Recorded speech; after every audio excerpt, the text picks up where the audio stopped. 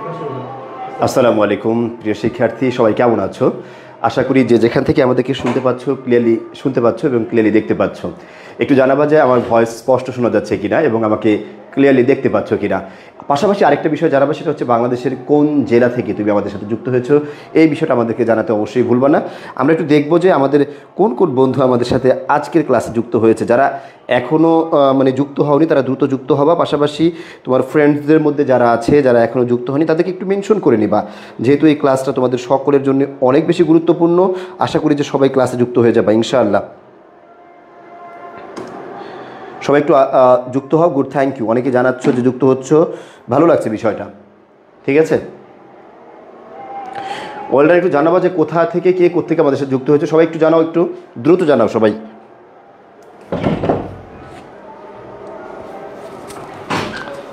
আমাকে দিবে না কিছু, একটু খেয়াল করো সবাই। গুড, চমৎকার। যে তোমাদের একটা বিষয় জানাবো, তোমাদের যে হোয়াটসঅ্যাপ গ্রুপগুলো আছে সেখানে আমাদের ক্লাসগুলো দেওয়া হয়েছে কিনা এটা একটু জানাবা সবাই। ঠিক আছে, আমরা ওখানে দেওয়া হলে ক্লাসগুলো আমরা ইনশাল্লাহ কন্টিনিউ করবো। তোমরা জানাবো যে আমরা ক্লাস কন্টিনিউ করবো কিনা। আমরা মোটামুটি কিছু সংখ্যক শিক্ষার্থী যুক্ত হলে এই ক্লাসে আমরা ইনশাল্লাহ ক্লাস কন্টিনিউ করে দেবো।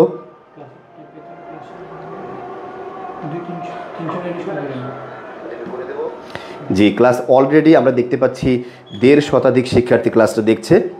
ওয়েলডান। চট্টগ্রাম থেকে এক বন্ধু আমাদের সাথে যুক্ত হয়েছো, ওয়েলডান। অনেকেই যুক্ত হয়ে গিয়েছো ক্লাসে, থ্যাংক ইউ যারা যুক্ত হয়েছো। আমাদের আজকের ক্লাস হচ্ছে বাংলা রিটেন ক্লাস। বাংলা কী ক্লাস বলো তো? Written class. সুতরাং রিটেন, গুড, চমৎকার। আর হবে না? আচ্ছা ভাই, আজকে যেটা আছে সেটা করো। শুরু হয়েছে বাংলা ক্লাস, তুমি ইংলিশ ক্লাস প্রশ্ন করে ফেলছো। তোরা যে করো স্টুডেন্টরা, মারাত্মক একদম ম্যাসাকার সৃষ্টি করে সবসময়। গুড, অনেকে সালাম দিয়েছো, ওয়ালাইকুম আসসালাম। যারা ক্লাসে যুক্ত হয়েছো, ব্রাহ্মণবাড়ি থেকে যুক্ত হয়েছো একজন জানিয়েছো, একজন যুক্ত হয়েছো চট্টগ্রাম থেকে, অনেকে সালাম দিয়েছো, ওয়ালাইকুম আসসালাম সবাইকে একসাথে। হ্যাঁ, আমরা দেখব প্রথমে, সেটা হচ্ছে বিগত বছর ঢাকা বিশ্ববিদ্যালয় বাংলা কোশ্চেনটা যে আছে, এই বাংলা কোশ্চেনে রিটেনে কোন কোন জায়গা থেকে প্রশ্ন এসেছে এটা আমরা একটু প্রথমে দেখব। একটু খেয়াল করো 2024-25 সালে, একটু খেয়াল করো অনুচ্ছেদ ভিত্তিক প্রশ্ন উত্তর। আমরা যে সৃজনশীলটা পড়েছিলাম ইন্টারমিডিয়েটে, ওইটার আলোকেই কিন্তু সৃজনশীলের যেমন ক্যাটাগরি ছিল, ঠিক আছে, একটা হচ্ছে জ্ঞানমূলক, অনুধাবনমূলক, তারপর হচ্ছে কী বলে উচ্চতর দক্ষতা, এই যে বিষয়গুলো আছে না, এরকম ক্যাটাগরি নাই, কিন্তু একটা অনুচ্ছেদ আছে, সেই অনুচ্ছেদের আলোকে 5টা প্রশ্ন থাকে বা 4টা প্রশ্ন থাকে। সেই 4টা প্রশ্ন তোমাকে আনসার করতে হবে, সেখানে মার্ক 10 থাকে, 8 থাকে। এটা নিয়ে কোনো আলোচনা নেই। তবে এরকম প্রশ্ন কয় বছর আসছে? গত 4 বছরই এরকম প্রশ্ন আসছে, গত 4 বছরই এরকম প্রশ্ন আসছে। তার সামনের এই যে পরীক্ষা হবে 2025-26 সেশনে, সেই সেশনে কিন্তু এরকম প্রশ্ন আসার সম্ভাবনাটা আছে। এরপর আমরা একটু দেখি সারাংশ সারমর্ম থেকে গত 4 বছর প্রশ্ন এসেছে। সারাংশ সারমর্ম, তার তোমাকে একটি কবিতা অথবা গদ্য যে আছে এর একটি অংশ তোমাকে দেয়া হবে, আর সেটার আলোকে তুমি কী করবা, এখানে আলোচনা করবা। ওটার সারাংশ বা সারমর্ম যেটা আছে সেটা আলোচনা করবা। কীভাবে আলোচনা করবা তার বিস্তারিত আমরা আজকে 3টা ক্লাস নেব বাংলার উপরে, রিটেনের উপরে। সেই 3টা ক্লাসে তুমি সেগুলো নিয়ে আলোচনা করবো আমরা ইনশাআল্লাহ, এবং তুমি আশা করি সেগুলো আলোচনা করার পরে তুমি বিষয়টা সম্বন্ধে ক্লিয়ার হয়ে যেতে পারবা। Thank you. দেখো, চমৎকার।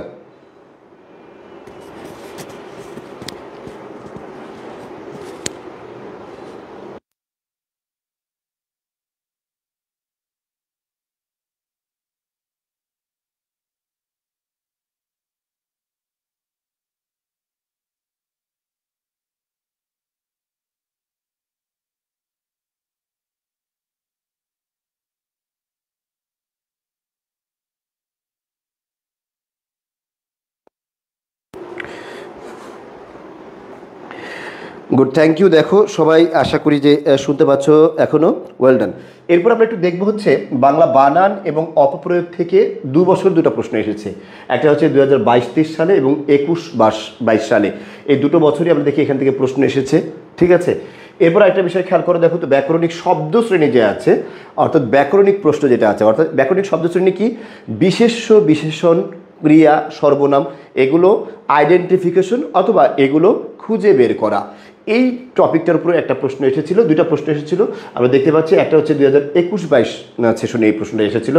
এরপর আমরা দেখবো হচ্ছে বিপরীত শব্দ থেকে একটি প্রশ্ন আসছে কি 2021-22 সেশনে। পাশাপাশি উদ্ধৃতি ব্যাখ্যা এখান থেকে এখনো প্রশ্ন আসেনি। অনুবাদ থেকে একটা প্রশ্ন আসছে 2 বছরই, গত 24-25 সালে এবং 2023-24 সেশনে, দুটো সেশনে আমরা দেখতে পাচ্ছি কি এখানে প্রশ্ন আসছে তোমার কোত্থেকে, অনুবাদ থেকে। ভাব সম্প্রসারণ থেকে প্রশ্ন আসছে হচ্ছে 2023-24 সেশনে। মোটামুটি বলা যায় যে এই কিছু কটা 8টা টাইপের প্রশ্ন, এই 8 টাইপ থেকে সাধারণত ঢাকা বিশ্ববিদ্যালয়ের পরীক্ষায় প্রশ্ন হয়ে থাকে। এর বাহিরেও কোনো জায়গা থেকে প্রশ্ন হওয়ার সম্ভাবনা আছে কিনা সেগুলো নিয়ে আমরা বিস্তারিত আলোচনা করব। আজকে আমরা বেশি গুরুত্ব দেব হচ্ছে এই জায়গাটাকে, অনুচ্ছেদ ভিত্তিক প্রশ্ন উত্তর, অর্থাৎ যেটা তোমার বাংলা ফার্স্ট পার্ট বইতে যেটা আছে প্রথম পত্র, সেই প্রথম পত্র বই থেকে যেই প্রশ্নটা হয়ে থাকে একটু খেয়াল করো।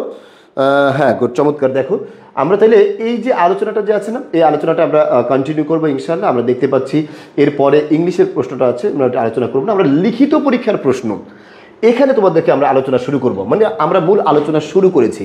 তোমরা প্রথমে নোট করো, খেয়াল করো এখানে কথাটা কি বলেছি। আমি বলেছি হচ্ছে বাংলা লিখিত পরীক্ষায় ভালো করার পদ্ধতি, কোন কোন বিষয়গুলো অনুসরণ করলে তুমি একটি লিখিত পরীক্ষায় ভালো করতে পারো। এর মধ্যে একটা অন্যতম বিষয় হচ্ছে তোমাদের প্রথম প্রশ্ন যেটা থাকে, প্রথম চিন্তা যেটা থাকে মাথার মধ্যে যে আমরা আসলে এখানে কিভাবে লিখব। এটা একটা তোমাদের মারাত্মক একটা প্রশ্ন থাকে যে আসলে যেহেতু এই খাতা দেখবে ঢাকা বিশ্ববিদ্যালয়ের শিক্ষকরা, এটা নিয়ে তোমাদের একটা প্রশ্ন থাকে যে আমাদের প্রশ্নের মান কেমন হতে হবে, বাক্য লেখার মান কেমন হতে হবে, কেমন কঠিন কঠিন শব্দ দিয়ে লিখতে হবে, এরকম প্রশ্ন থাকে তোমাদের, আমরা জানি। ঠিক আছে, তাহলে একটু খেয়াল করে দেখো তো এইটা আসলে কি তোমার আসলে কোনো বাধা হবে কি না। না, তুমি করবা কি ভাই, ছোট ছোট বাক্য লিখবা। ঠিক আছে, তোমরা অনেক সময় করো কি জানো, বড় বড় বাক্য লিখতে গিয়ে বাক্যের সাবজেক্ট অনুযায়ী ভার্ব লিখতে পারো না, অর্থাৎ কর্তা অনুযায়ী ক্রিয়াটা হয় না। কথা বুঝতে পেরেছো? এবং অনেক সময় দেখা যায় বাক্যের অর্থ তোমরা এই ক্ষেত্রে চেঞ্জ করে ফেলো, এরকমটা করা যাবে না। আমি কথা বোঝাতে পেরেছি? তাহলে যা বলছিলাম, ছোট ছোট বাক্য এটা সবচেয়ে গুরুত্বপূর্ণ একটা বিষয়। সহজ সহজ শব্দ, তুমি কঠিন শব্দ লিখতে গিয়ে ভুল করে ফেললা। ঠিক আছে, আমি বললাম, মনে করো যে এরকম একটা বললাম, তার কি জানো, আনন্দের মূর্ছনায় সে হতবিহ্বল, এরকম একটা শব্দ বললাম, আনন্দের মূর্ছনায় সে হতবিহ্বল। এবার একটু খেয়াল করো, দেখো আমি কিন্তু শব্দ কঠিন শব্দ বলেছি, শুনতে ভালো লাগছে। এখন কথা হচ্ছে মূর্ছনা শব্দ কি আনন্দের সাথে যায়? না, মূর্ছনা হচ্ছে শোকের সাথে যায়। আমি কথা বুঝতে পেরেছি? তাহলে এই যে বিষয়গুলো যে আছে এগুলো তোমাকে মাথায় রাখতে হবে। শুধু কঠিন শব্দ লিখলেই হবে না, কঠিন শব্দ লিখলেই হবে না, তোমাকে অবশ্যই সহজ শব্দ লিখতে হবে যেটা শিক্ষকের বোধগম্য হয়। ঠিক আছে, বোধগম্য হয়। চমৎকার। ক্লাসটা অলরেডি 5 শতাধিক শিক্ষার্থী দেখছে। মূল কথায় উত্তর, ছোট ছোট বাক্য, সহজ সহজ শব্দ, মূল কথায় উত্তর।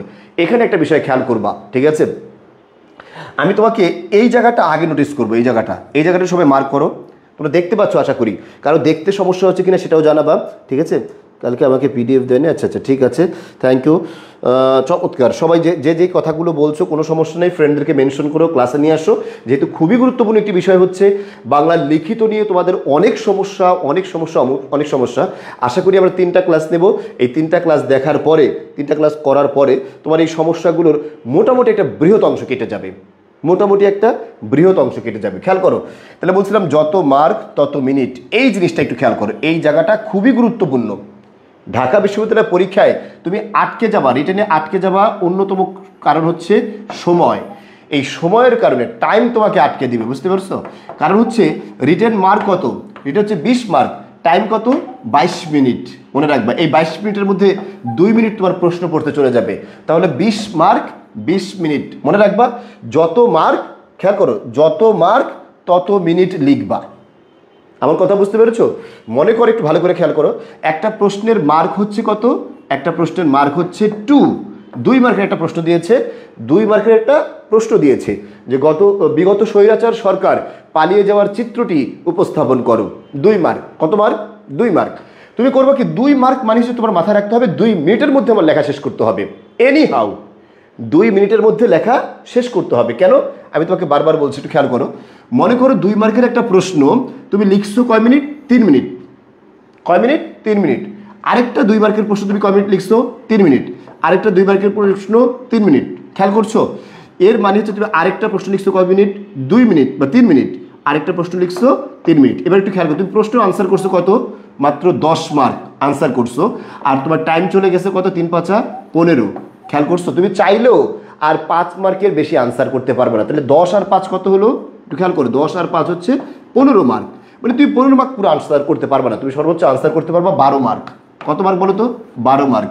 এবার তুমি খেয়াল করো তো ভাই, 12 মার্ক আনসার করে পাস করা সম্ভব কিনা ঢাকা বিশ্ববিদ্যালয়ের প্রশ্নে।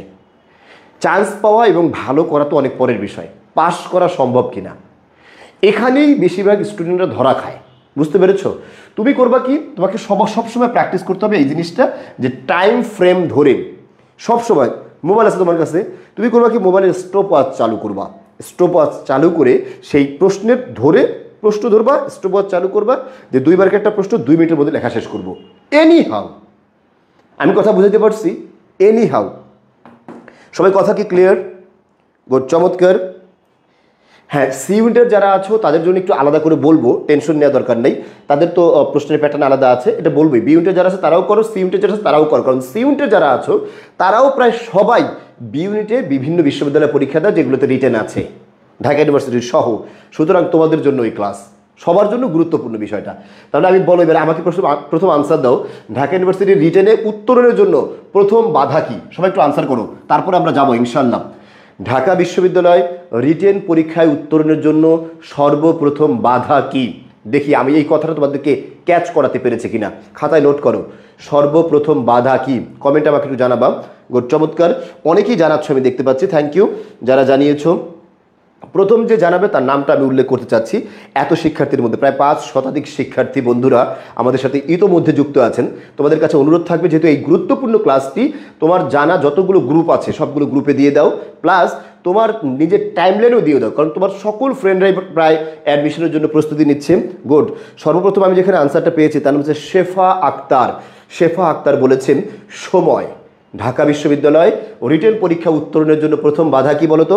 সময়, টাইম ম্যানেজ। গুড, চমৎকার, টাইম ম্যানেজমেন্ট, চমৎকার, সবাই আনসার করতেছো, টাইম ম্যানেজমেন্ট। থ্যাংক ইউ তোমাদেরকে আসলে এত সুন্দর করে আনসার করার জন্য এবং বিষয়টা বুঝতে পারার জন্য। দেখো যা বলছিলাম, তাহলে কি বলছি বলতো, ছোট ছোট বাক্য, সহজ সহজ শব্দ, এই মূল কথায় উত্তর, এই জায়গাটার আলোচনা করতে গিয়ে আমরা এটা নিয়ে আলোচনা করে ফেলছিলাম। এবার শোনো, আমরা ইন্টারমিডিয়েট পরীক্ষায় কি করেছি। ইন্টারমিডিয়েট পরীক্ষায় আমরা যে ভুলটা করেছি সেটা হচ্ছে, আমরা দেখছি প্রায় কি হয়েছে, তোমার একটা প্রশ্ন সেখানে প্রায় 22 মিনিট 30 সেকেন্ড 10 মার্কের একটা প্রশ্ন আনসারের জন্য। 10 মার্কের জন্য কয় মিনিট ছিল বলতো? 22 মিনিট 30 সেকেন্ড। এই 22 মিনিট 30 সেকেন্ডে তুমি 10 মার্ক আনসার করতে পারো নাই। তুমি প্রথম প্রশ্নটা লিখছো প্রায় 35 মিনিট, এরপর একটা প্রায় 35 মিনিট, এরপর একটা প্রায় 35 মিনিট। এই 3টা প্রশ্ন আনসার করতে গিয়ে তুমি কিন্তু আরও প্রায় 2টা প্রশ্ন লেখার সময় নষ্ট করে ফেলছো। এই জন্য আমাদের সেই সৃজনশীলের 5 এবং 6 7 নম্বর প্রশ্ন যে আছে সেই প্রশ্নের আনসারগুলো কেমন হয় এটা আল্লাহ জানে ভালো, আর তোমরা জানো। কথা বুঝতে পেরেছো? নিজেরাও জানো, কারণ পরীক্ষা দিয়ে এসেছো। এই সমস্যাটা হওয়ার অন্যতম কারণ হচ্ছে যে তুমি টাইম ফ্রেমিংটা ঠিক করোনি। ঢাকা বিশ্ববিদ্যালয়ের পরীক্ষায় অবশ্যই আজকে থেকে যারা রিটেন প্রিপারেশন নিবা বা রিটেন সম্বন্ধে জানবা, এই কথাটা জানছো সবাই। আমরা বলো, এবার প্রশ্ন উত্তর দাও। প্রশ্ন প্র্যাকটিস করার সময় আমরা কি ধরে প্র্যাকটিস করব? মোবাইলের স্টপ ওয়াচ, মোবাইলের স্টপ ওয়াচ মনে থাকবে এটা। অবশ্যই স্টপ ওয়াচটা চালু করবা এবং এরপরে তুমি প্র্যাকটিস করা শুরু করবা। মনে থাকবে বিষয়টা। ঢাকা বিশ্ববিদ্যালয়ে কোনো এক্সামেই কোনো প্রশ্নই রিটেনে 5 মার্কের বেশি থাকে না। 5 মার্কের বেশি থাকে না। কথা ক্লিয়ার? সবাই কথা ক্লিয়ার? আচ্ছা, হ্যাঁ, আচ্ছা, গুড, চমৎকার। তাহলে এই বিষয়টা এখন তুমি বলো তো, আমরা যে মূল কথায় উত্তর না লিখে আমরা করি কি জানো, উত্তরটাকে সাজাই। উত্তরটাকে কি করি? সাজাই। এই সাজানোটা একটা বড় সমস্যা, মনে রাখবা। উত্তর সাজানো এটা একটা বড় সমস্যা। আমি বলছিলাম এখানে আরেকটা দেখো, এই লাইনটা খেয়াল করো, এটার সাথে চলে আসবে কথাটা। আমি কথাটা কি বলছি বলো তো, প্রথম বাক্যের প্রথম শব্দ উত্তর। কথা বুঝতে পেরেছো? প্রথম বাক্যের প্রথম শব্দ উত্তর, ঠিক আছে? তোমরা একটু খেয়াল করে দেখো তো, আমি তোমাদেরকে মনে করে একটা প্রশ্ন লিখতে বললাম, ঠিক আছে? তোমরা প্রশ্নের একটা উত্তর লিখবা, ঠিক আছে? সেই উত্তর লেখার জন্য যে কোনো একটা প্রশ্ন, যেমন একটা প্রশ্ন আসছে না, মামা এক হাতে বাঁকা বাঁশের বাঁশরি আর হাতে রণতুর্য। এই বাক্যটা খেয়াল করো, এই বাক্যের মধ্যে আছে কি দেখো। প্রশ্ন দেখার সাথে সাথে তোমাকে করতে হবে কি দেখো তো, এই দেখো এই জায়গাটা একটু খেয়াল করো, এখানে কি বলছি আমি, প্রশ্নের কিওয়ার্ড, কি মানে একটা দীর্ঘইকার হবে, কিওয়ার্ড শব্দটা যে আছে না, এই কিওয়ার্ড বা মূল জায়গা খুঁজে বের করা, সবগুলো রিলেটেড, এই জন্য একটার সাথে একটা মিলে যাচ্ছে আলোচনা করতে গেলে। মূল জায়গা খুঁজে বের করা প্রশ্নের, প্রশ্ন তোমার চাইছে কি এটা আগে বুঝতে হবে এনিহাউ, তারপরে আনসারে যেতে হবে। কথা বুঝতে পেরেছো? তাহলে 2 মিনিটে তুমি কোশ্চেন পড়বা, ভালো করে বুঝো, 2 মার্কের একটা কোশ্চেন 2 মিনিটে পড়বা, তারপর হচ্ছে বুঝবা যে মূল পয়েন্ট কোনটা, এরপর হচ্ছে সেই প্রশ্নটা সাজাবা। ঠিক আছে? কিভাবে সাজাবা? প্রথম বাক্যের প্রথম শব্দ উত্তর, প্রথম বাক্য তোমরা করো কি জানো, সুতরাং এর আলোকে বলা যায় এই বাসি হচ্ছে প্রেম এবং তুর্য হচ্ছে যুদ্ধাস্ত্র, এরকম করো, তাই না? তুমি এই কথা বলবা না, তুমি সরাসরি কি বলবা, বাসি প্রেম, বাসি কি প্রেম এবং তুর্য যুদ্ধাস্ত্র হিসেবে এই লাইনে উক্ত হয়েছে, অথবা এই বাক্যে উক্ত হয়েছে, এই বাক্যে বলা হয়েছে। তুমি উত্তর পেয়ে গেছো, আর কোনো উত্তর কি আছে? আছে আলটিমেটলি এটা তোমাকে বলছে ব্যাখ্যা করতে, মম এক হাতে বাঁকা বাঁশের বাঁশরি আর হাতে রণতুর্য। এই বাক্যের ব্যাখ্যা করতে গেলে তোমাকে মনে রাখতে বলছিলাম কিওয়ার্ড, কিওয়ার্ড কি এখানে, কিওয়ার্ড হচ্ছে বাঁশরি, কিওয়ার্ড কি বলতো, বাঁশরি, এটা হচ্ছে তোমার কিওয়ার্ড, তাই না? বাঁশরি, আরেকটা হচ্ছে তুর্য, এই দুটো শব্দ খেয়াল করো, এই দুটো শব্দ যখন তোমার কিওয়ার্ড হবে এখানে, ঠিক আছে, তুমি একটু ভালো করে দেখো, আমরা আবার একটু দেখাচ্ছি তোমাদেরকে। এই দুটো শব্দ যখন কিওয়ার্ড থাকবে তখন তুমি আসলে করবা কি, কি বলছি, বাঁশরি, সবাই একটু লিখে নাও, বাঁশরি, একটা হচ্ছে তুর্য। তোমাকে প্রশ্নের উত্তর খুঁজে বের করতে হবে এই দুটো শব্দের আলোকে। কার আলোকে বলো তো? এই দুটো শব্দের আলোকে, অন্য কোনো শব্দের আলোকে না। কিওয়ার্ড বুঝতে পারা, এটাই আমি এখানে তোমাদের আলোচনা করছি, কিওয়ার্ড বা মূল জায়গা খুঁজে বের করা, সেই আলোকে প্রশ্ন দেয়া।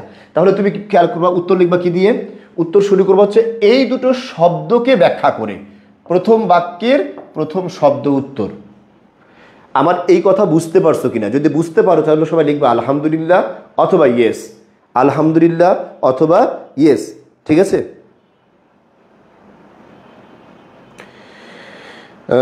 আচ্ছা, থ্যাংক ইউ।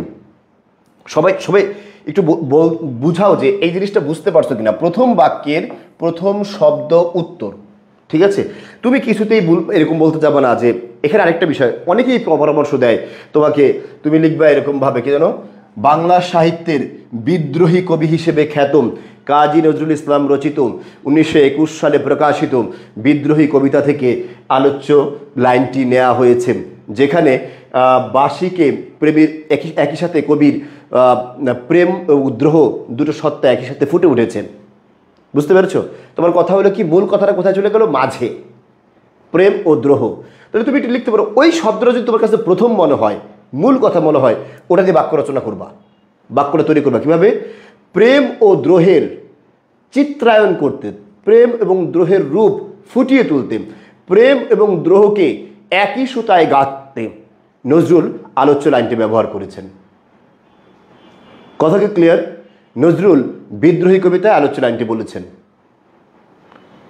বা উনি তার রচিত বিদ্রোহী কবিতায় কথা বাড়ানো দরকার নাই, তুমি যত কম শব্দ দিয়ে বেশি কথা প্রকাশ করতে পারবা সেটাই হবে সবচেয়ে চালাক এবং সবচেয়ে স্মার্ট স্টুডেন্টের কাজ। আমি কথা বুঝতে পেরেছি? স্মার্ট স্টুডেন্টের কাজ। সবাই কথা কি ক্লিয়ার? জানাবা যে বিষয়টা ক্লিয়ার হতে পেরেছো কিনা, যে মূল শব্দ কি, মূল শব্দ, সেই মূল শব্দের আনসার। ঠিক আছে? প্রেম ও দ্রোহকে একই সুতায় গাঁথতে নজরুল এখানে বাঁশি এবং তুর্যকে অনুপাত করেছেন বা একত্র করেছেন, অথবা বাঁশি প্রেম ও দ্রোহকে একত্র করতেই বিদ্রোহী কবিতায় নজরুল আলোচ্য লাইনটি উল্লেখ করেছেন।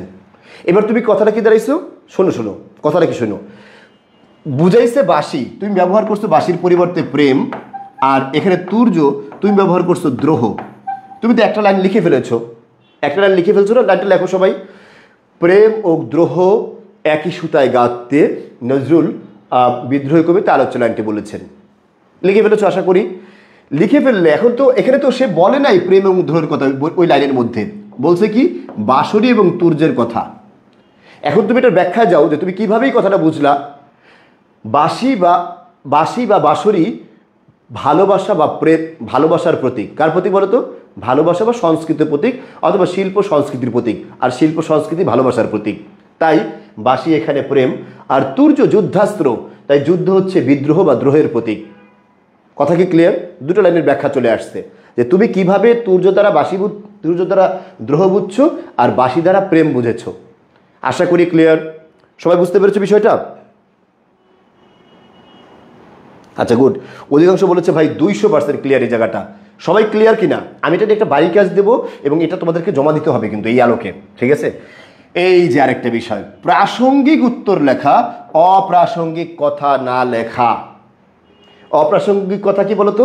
তুমি প্রশ্ন যদি ওইটা হয়, কি জন্য বলছিলাম, বোমো এক হাতে বাঁকা বাঁশের বাঁশির আর হাতে রণতুর্য, তাহলে তুমি যদি এরকম লিখতে থাকো 1921 খ্রিস্টাব্দে কাজী নজরুল ইসলাম রচিত বিদ্রোহী কবিতা প্রকাশিত হয়, যার মধ্যে আলোচ্য বাক্যটির আলোচ্য উদ্ধৃতিটির লাইনটি ব্যাখ্যা করা হয়েছে, যেখানে নজরুল তার বিদ্রোহ সত্তার প্রকাশ ঘটাতে গিয়ে আলোচ্য লাইনটি বলেছে। এগুলো তো বয়ান, এগুলো গল্প। মনে রাখবা, এখানে দেখো এই যে গল্প সম্বন্ধে আমি কি বলছি দেখো, সরাসরি উত্তর লিখবা, ঠিক আছে? সরাসরি কি লেখা বলো তো? এই যে দেখো, এই দেখেন কি লিখছি, গল্প সম্বন্ধে কি লিখছি, প্রবন্ধ লেখা, প্রবন্ধ লেখা, গল্প না।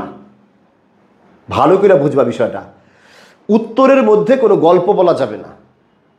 মোটামুটি তুমি যদি এই কটা, আমি কটা পয়েন্ট এখানে এনেছি, 8টা পয়েন্ট মেবি আমি এখানে এনেছি, এই 8টা পয়েন্ট তুমি অনুসরণ করতে পারো, তবে তোমার রিটেন এক্সাম এবং রিটেন পরীক্ষার প্রশ্নের মান, উত্তরের মান একদম ঝাঁকানাকা থাকবে। একদম সিরিয়াসলি বলতেছে বিষয়টা, সবাই একটু পয়েন্ট আউট করো, ঠিক আছে? আচ্ছা, তাহলে যেটা বলেছিলাম, কি বলছি বলতো, প্রাসঙ্গিক উত্তর, অপ্রাসঙ্গিক না, ঠিক আছে? তুমি ওই যে অপ্রাসঙ্গিক কথা বলার দরকার, নজরুলের বিদ্রোহী সত্তা, নজরুল ব্রিটিশ গভর্নমেন্টের মধ্যে, ব্রিটিশ এম্পায়ারের মধ্যে সর্বোচ্চ বিদ্রোহী মানুষ ছিলেন, যার জন্য তিনি 3বার জেলে গিয়েছেন, তার বিদ্রোহ সত্তার চিত্রায়ণ করতে গিয়ে তিনি আলোচ্য লাইনটি ব্যবহার করেছেন। এর মানে হচ্ছে আলোচ্য লাইনটি কেন ব্যবহার করেছেন, এগুলো হচ্ছে অপ্রাসঙ্গিক প্রশ্ন। তোমাকে তো এটা চাইনি। যদি তোমাকে চায় যে কি জানো, আলোচ্য লাইনের মধ্যে বিদ্রোহ কেন প্রকাশিত হয়েছে, তখন তুমি এটা প্রশ্নের উত্তর দিতে দিবা। কি প্রশ্ন করছে সেটা তোমাকে বুঝতে হবে। প্রশ্ন কি কেন করেছে, নাকি কি করেছে, নাকি কোথায় বিদ্রোহ কথা বলেছে, এই প্রশ্নটা বুঝতে হবে। এটাকে বলা হয় কিওয়ার্ড, যেটা আমি কয়েকটা বার তোমাদেরকে কি করেছি, বলেছি বিষয়টা। এই কিওয়ার্ডটা বোঝা, কিওয়ার্ডটা বুঝতে পারা। সবাই কথা ক্লিয়ার? আচ্ছা, তাহলে অপ্রাসঙ্গিক কথা লিখতে হবে না, সরাসরি প্রাসঙ্গিক কথা লিখতে হবে এবং সরাসরি উত্তর লেখা। এই যে এখানে আরেকটা গুরুত্বপূর্ণ বিষয় আছে। তোমার কাছে মনে করো যে তোমাকে বললো, পরীক্ষায় প্রশ্ন করলো যে অপরিচিত গল্প থেকে একটা লাইন সবাই লেখো, কমেন্টে লেখো, তাহলে আরেকটু ভালো হবে, ঠিক আছে? এই বয়স না দৈর্ঘ্যের হিসাবে বড়, না অভিজ্ঞতার হিসাবে বড়, ঠিক আছে? এই বয়স না দৈর্ঘ্যের হিসাবে বড়, না বয়সের হিসাবে, সংখ্যার হিসাবে বড়, এরকম একটা লাইন আছে না অপরিচিত গল্পের মধ্যে? অনুপম বলেছে। এখন তোমাকে চাইলো এ বয়স না দৈর্ঘ্যের হিসাবে বড়, না সংখ্যার হিসেবে বড়, এরকম একটা লাইন দিয়েছে। এখন তোমাকে বলছে এটা থেকে প্রশ্ন কয় ধরনের হতে পারে। লাইন এটা প্রশ্ন হতে পারে, এর দ্বারা কি বুঝায়, কি বুঝায়, এর লাইনটি কেন ব্যবহার করা হয়েছে, এই লাইনটি কোন প্রসঙ্গে ব্যবহার করা হয়েছে, কেন কোন প্রসঙ্গে প্রায় এক, ঠিক আছে? এই লাইনের মর্মার্থ কি, ঠিক আছে? এই লাইন অপরিচিত গল্পের কোন দিকটিকে বেশি গুরুত্ব দিচ্ছে, ঠিক আছে? প্রশ্ন বুঝতে হবে যে প্রশ্নটা কি চাইছে। লাইন দেখে আনসার করা যাবে না, বাক্যটা দেখে আনসার করা যাবে না, উদ্ধৃতিটা দেখে আনসার করা যাবে না। আমি কথা বোঝাতে পেরেছি? আমাকে একটু জানাবা যে তুমি আমার কথাগুলো ক্লিয়ার কিনা, স্পষ্ট কিনা এই বিষয়টা সম্বন্ধে। আমি যেই কথাটা এখন বললাম, লাইনটা দেখে আনসার করা যাবে না, বুঝতে হবে যে এখানে প্রশ্নটা কি চেয়েছে, ঠিক আছে? আচ্ছা, ডান। হ্যাঁ, দৈর্ঘ্যের হিসেবে বড় না গুণের হিসেবে বড়, সরি। আচ্ছা, এই যে দৈর্ঘ্য, তাহলে একটু খেয়াল করো। তোমাকে যদি এখন আমি বলি যে ভাই এই বাক্যটা চাইছে ব্যাখ্যা করতে, এখন তোমরা আমাকে প্রশ্নের উত্তর দিবা, ভাই এই বয়সটা দৈর্ঘ্যের হিসাবে বড় না গুণের হিসাবে বড়। আমি যদি তোমাকে প্রশ্ন করি, বলো তো এই বাক্য থেকে কি ওয়ার্ড তুমি কোনটাকে ধরবা, কি ওয়ার্ড? তোমরা একটু আনসার করো সবাই, আমি একটু দেখবো যে কে কে আমার এই কথার গুরুত্ব বুঝতে পেরেছে, কি ওয়ার্ড কোনটা, ঠিক আছে?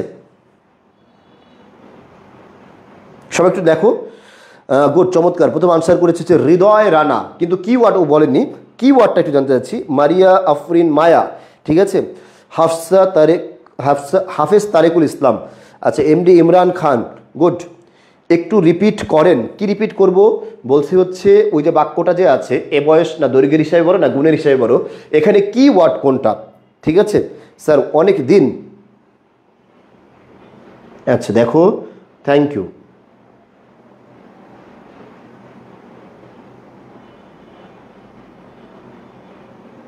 আচ্ছা দেখো দিকে, গুড, একজন লিখছে গুড গুড, অধিকাংশ আনসারটা লিখছো, থ্যাংক ইউ। বুঝতে পারার জন্য ধন্যবাদ। কিওয়ার্ড হচ্ছে দৈর্ঘ্য। কিওয়ার্ড কি বলতো এখানে? দৈর্ঘ্য। আর কিওয়ার্ড হচ্ছে গুণ।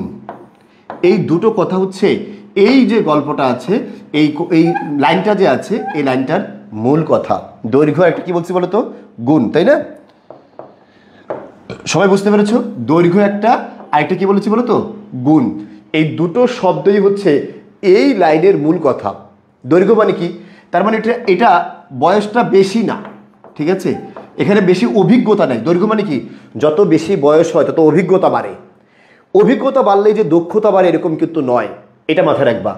গুণ মানে হচ্ছে দক্ষতা, দৈর্ঘ্য হচ্ছে অভিজ্ঞতা। সবাই একটু খেয়াল করো, দৈর্ঘ্য কি বলতো? অভিজ্ঞতা, খেয়াল করছো? আর গুণ মানে কি বলছি বলতো? দক্ষতা। মানে তার বয়স মাত্র কত বছর? 27 বছর। কত বছর বলতো? 27 বছর। এই 27 বছর বয়সটাকে তিনি বলতেছেন এটার না অভিজ্ঞতা বেশি আছে না দক্ষতা বেশি আছে, ঠিক আছে। দক্ষতা মানে হচ্ছে কাজ করার ক্ষমতা, কতটা কাজ করতে পারে। আর অভিজ্ঞতা হচ্ছে এই কাজ। দক্ষতা হচ্ছে কাজ করার ক্ষমতা, আর অভিজ্ঞতা হচ্ছে এই কাজ সে কতদিন করার তার এক্সপিরিয়েন্স আছে, কতদিন করেছে সে, কতটুকু সে জানে। এটার নাম হচ্ছে কি? কাজটা কতদিন ধরে জানে, এটার নাম হচ্ছে অভিজ্ঞতা। আর কাজ করতে পারার ক্ষমতাকে বলা হয় কি? দক্ষতা। কথা বুঝতে পেরেছ? তাহলে তার যে বয়স, সেই বয়সে অভিজ্ঞতাও কম আছে, দক্ষতাও কি? কম আছে। এবং বলছে ইহাকে আমি ছোট করিয়াই লিখিব। কথা কি ক্লিয়ার? ওইটা আমার লাইন না, আমার লাইন হচ্ছে এই দুইটা। তাহলে কি বললাম? অভিজ্ঞতা ও দক্ষতার অপূর্ণতায়, ভালো করে শোনো, সরাসরি আনসার লিখতে বলছে, প্রাসঙ্গিক লিখতে বলছে। সরাসরি আনসার, প্রাসঙ্গিক, ঠিক আছে। তুমি তাহলে কি বলতে পারি? অভিজ্ঞতা আমি পেয়েছি, যে দৈর্ঘ্য মানে কি এটার ব্যাখ্যাটা আমি করবো, গুণ মানে কি এটার ব্যাখ্যাটা আমি করবো।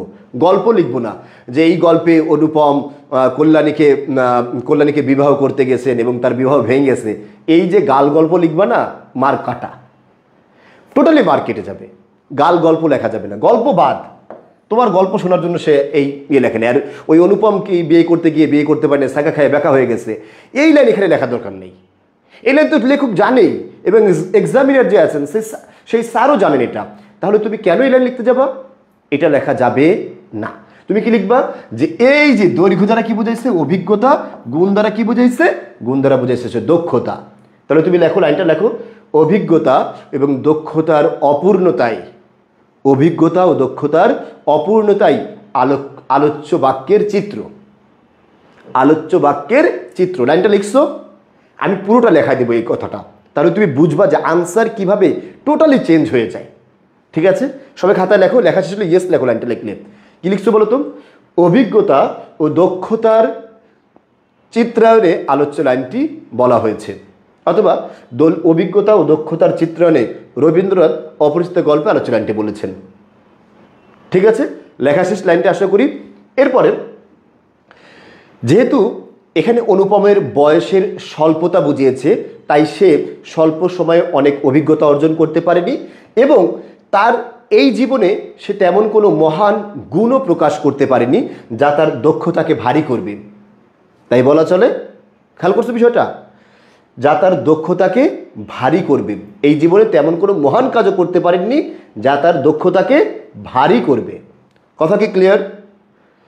অভিজ্ঞতার ব্যাখ্যা দিয়েছি, যেহেতু তার বয়স খুবই অল্প তাই সে এই বয়সের দৈর্ঘ্য খুবই অল্প, বা বয়স খুবই অল্প, মাত্র 27 বছর, তাই সে বেশি অভিজ্ঞতা অর্জন করতে পারেনি, ঠিক আছে। আর গুণ, এই জীবনে সে তেমন কোনো মহৎ কাজও করতে পারেনি যা তার গুণ বা দক্ষতাকে বৃদ্ধি করবে। তাই বলা যায় আলোচ্য লাইনে অভিজ্ঞতা এবং দক্ষতার অপূর্ণতার আক্ষেপ রয়েছে। দক্ষতা এবং অপূর্ণতার আক্ষেপ রয়েছে। দেখো প্রথম লাইন এবং শেষ লাইন আনসার মিলছে কিনা। প্রথম লাইনেও আনসার, শেষ লাইনেও আনসার, মাঝে হচ্ছে আমি কথাটা কিভাবে বুঝলাম এটা ব্যাখ্যা করে দিলাম।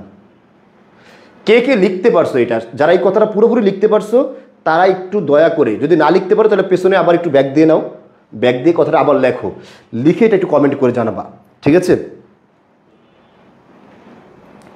আচ্ছা, তোমাদের জাকি স্যার বলেছে স্বর্ণের যে দাম, অনুপম যদি এই সময় থাকতেন তাহলে তিনি বিয়েই করতে চাইতেন না। জাকি স্যার মনে হয় জানে না যে অনুপম, জাকি স্যার জিকে ক্লাস নেয় তো, বাংলা ক্লাস সম্বন্ধে তার আসলে ধারণা কম, এই জন্য জাকি স্যারের সুবিধার্থে জানাই, সে আসলে জানে না যে অনুপম নিজেও অনেক বেশি সোনা অলংকার পরে গিয়েছিলেন বিবাহ করার জন্য। আর অনুপমের নিজের কোনো সোনা অলংকার দেওয়ার ইয়ে ছিল না, দায়ভার ছিল না, সেখানে স্বর্ণ অলংকার সব দিবেন কে? মেয়ের বাবা, কল্যাণীর বাবা শম্ভুনাথ। সুতরাং সে বিয়ে করতে তার টেনশন করা দরকার ছিল না, বরঞ্চ অনুপম আরও বেশি কি বলা যায় আগ্রহী থাকতো বিবাহ করার জন্য। কেননা কারণ স্বর্ণের দাম বেশি, মেয়ের বাবাকে আরও বেশি টাকা দিতে হবে এই মেয়েকে বিয়ে করলে, ঠিক আছে? তাহলে জাকি স্যার আসলে সব জানে না, এটা হচ্ছে ভুল বিষয়। আচ্ছা, আজকে যদি আচ্ছা এইরকম প্রশ্ন করো না, ঠিক আছে? চমৎকার চমৎকার, থ্যাংক ইউ। সবাই বুঝতে পেরেছো? Well done. ইয়েস, অনেকে লিখতে পেরেছো। তাসনিম খন্দকার লিখছি, যারা লিখছো তারা একটু কমেন্টে লিখে এই কথাটা একটু কমেন্টে একটু লেখো, প্রয়োজনীয় যতটুকু সময় লাগে লিখো, লিখে একটু কমেন্টে দিয়ে দাও, ঠিক আছে? 2-4 জন দাও কমেন্টসে, তাহলেই কী হবে জানো, পুরো কথাটা চলে আসবে।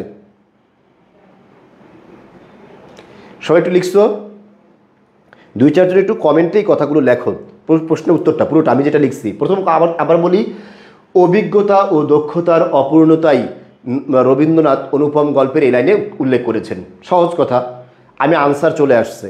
এরপর হচ্ছে আমি কেমনে বুঝলাম, দৈর্ঘ্য অভিজ্ঞতাকে বুঝাইছে এবং গুণ দক্ষতাকে বুঝিয়েছেন। যেহেতু অনুপমের বয়স খুবই স্বল্প, যার কারণে সে বেশি অভিজ্ঞতা অর্জন করতে পারেনি। আবার ঠিক একইভাবে তার জীবনে তিনি এমন কোনো মহৎ কাজও করেননি যা তার গুণ বা দক্ষতাকে ভারী করেছে। তাই অভিজ্ঞতা এবং দক্ষতার অপূর্ণতাই আলোচ্য বাক্যে প্রকাশিত হয়েছে। আমি কথা বোঝাতে পেরেছি? সবাই কি কথা ক্লিয়ার? আমি আবার বলছি লাইনটা, সবাই লেখা শেষ হয়েছে? অভিজ্ঞতা ও দক্ষতার পূর্ণতার আক্ষেপ। চমৎকার, অভিজ্ঞতা ও দক্ষতার অপূর্ণতার আক্ষেপ আলোচ্য লাইনের মূল কথা। তবে আর কিচ্ছু না লিখলেও আনসার লিখে ফেলছো, শুধু এই লাইনটা লিখতে পারলে হলো, অভিজ্ঞতা ও দক্ষতার অপূর্ণতার আক্ষেপই আক্ষেপ লাইন হয়ে চলে আসছে। কথা ক্লিয়ার?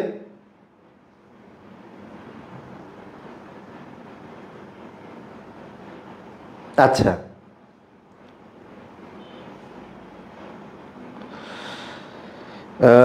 গুড, চমৎকার। তোমাদের মাঝার স্যার বলছে সবাই দেখি সোহাগ স্যারের ভক্ত, তো সোহাগ স্যারের ভক্ত না হয় কি মাঝার স্যারের ভক্ত হবে বলো তো? আচ্ছা, চমৎকার, সুন্দর করে বলছে, একজন অভিজ্ঞতা ও দক্ষতার অপূর্ণতায় রবীন্দ্রনাথ ঠাকুর এই কথাটি বলেছেন।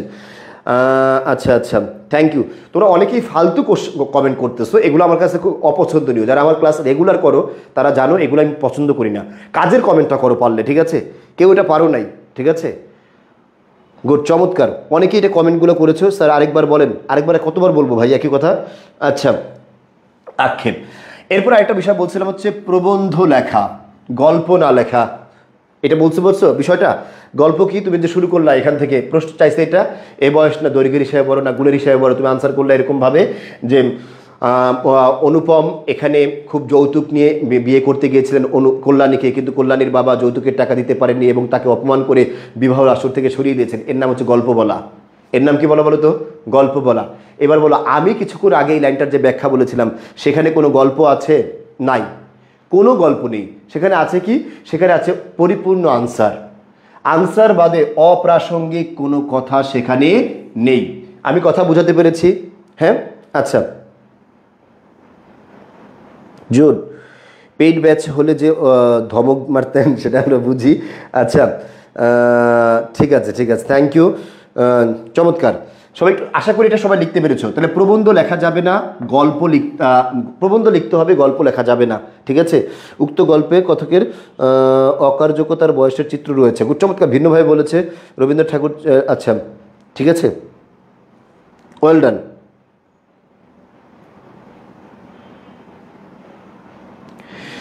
Thank you Zaki sir, Mazharul Islam. আচ্ছা ঠিক আছে, থ্যাংক ইউ।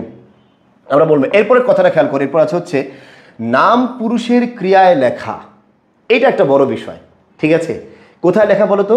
নাম পুরুষের ক্রিয়া। এর মানে বুঝতে পারছো? ইংলিশে যেটাকে আমরা বলি থার্ড পার্সন। কি পার্সন বলো তো? Third person. এই থার্ড পার্সনে লেখা, ফার্স্ট পার্সনে না লেখা, সেকেন্ড পার্সনে না লেখা, সবসময় থার্ড পার্সনে লেখা। এইটা তোমাকে মাথায় রাখতে হবে, ঠিক আছে? এটা তোমার কি করতে হবে? মাথায় রাখতে হবে। এখন প্রশ্ন যদি চায়, যেমন আমরা কি বলছিলাম, অভিজ্ঞতার এবং অপূর্ণতার আলোকেই রবীন্দ্রনাথ এখানে লাইনটি আলোচনা করেছেন। কে আলোচনা করেছেন খেয়াল করো, লাইনটা আমরা এটা মুছে দিলাম। হ্যাঁ, কে আলোচনা করেছেন? রবীন্দ্রনাথ আলোচনা করেছেন। এবং বলো রবীন্দ্রনাথ একটা ব্যক্তির নাম কিনা? রবীন্দ্রনাথ। যখন আমি রবীন্দ্রনাথকে বাক্যের সাবজেক্ট বা কর্তা বানিয়েছি, তখন বলো তো এই কর্তা কোন পার্সন? এই কর্তা অবশ্যই থার্ড পার্সন, ফার্স্ট পার্সন না। ফার্স্ট পার্সনে তো কি আমি বা তুমি হলে, আমি বা তুমি হলে।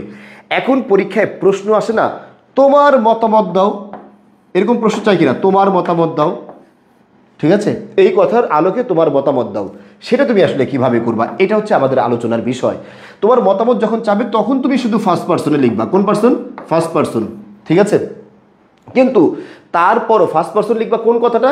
সবার শেষ বাক্যটা, প্রথম বাক্যটা তুমি অবশ্যই থার্ড পার্সনে লিখবা। ওই যে যেভাবে আমি বললাম, প্রথম বাক্যের প্রথম শব্দ উত্তর, ছোট ছোট বাক্য লেখা, সহজ সহজ শব্দ লেখা, মূল কথায় উত্তর লেখা, ঠিক আছে?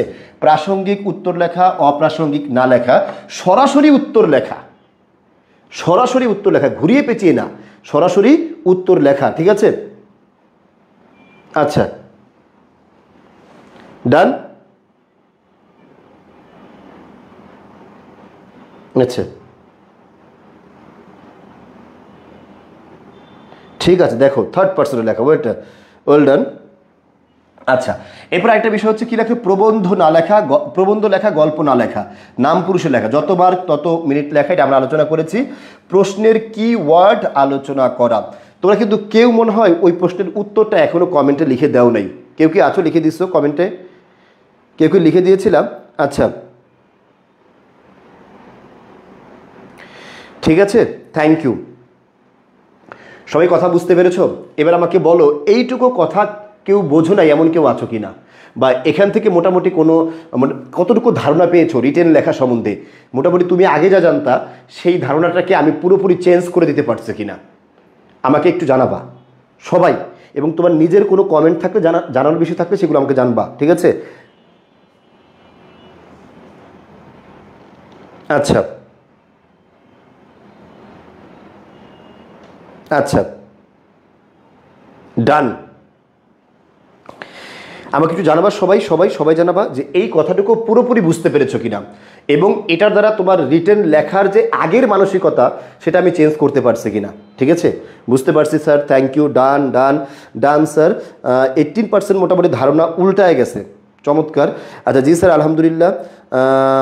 তারেকুল ইসলাম তুমি কি বলছো বুঝি না, আলহামদুলিল্লাহ বুঝতে পেরেছি, থ্যাংক ইউ। নাম উল্লেখ করা যাবে না কেন? আচ্ছা দেখো, উক্ত লাইন দক্ষতার ধরো, চমৎকার সুন্দর আনসার করেছো, লিখছি ভাই আলহামদুলিল্লাহ, সবাই লিখছো, থ্যাংক ইউ, আলহামদুলিল্লাহ। স্যার টাইম ম্যানেজমেন্টটা আবার একটু বলবেন, টাইম ম্যানেজমেন্টটা আচ্ছা আলোচনা করবো, ঠিক আছে? বুঝতে পেরেছি, আলহামদুলিল্লাহ বুঝতে পেরেছি, থ্যাংক ইউ। ক্লিয়ার ভাইয়া, সবাই বলেছো যে ক্লিয়ার ভাইয়া, থ্যাংক ইউ, মাশাআল্লাহ। আচ্ছা বুঝতে পেরেছি স্যার একটু, জি স্যার বুঝতে পেরেছি, থ্যাংক ইউ, ওয়েল ডান, আলহামদুলিল্লাহ, ডান, ওয়েল ডান।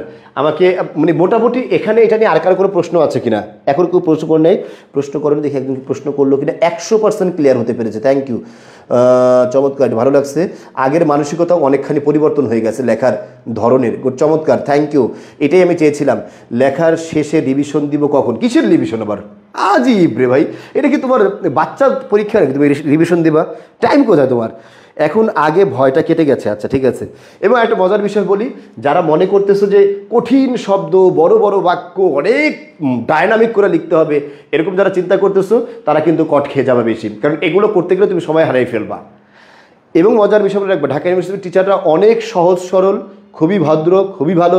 তারা খুঁজবে আনসারটা, তারা খুঁজবে উত্তরটা, হাতের লেখাটা একটু স্পষ্ট হলেই হলো, অনেক বেশি সুন্দর করা লাগবে না, মোটামুটি সুন্দর যেন বুঝতে পারে, তাহলেই হবে।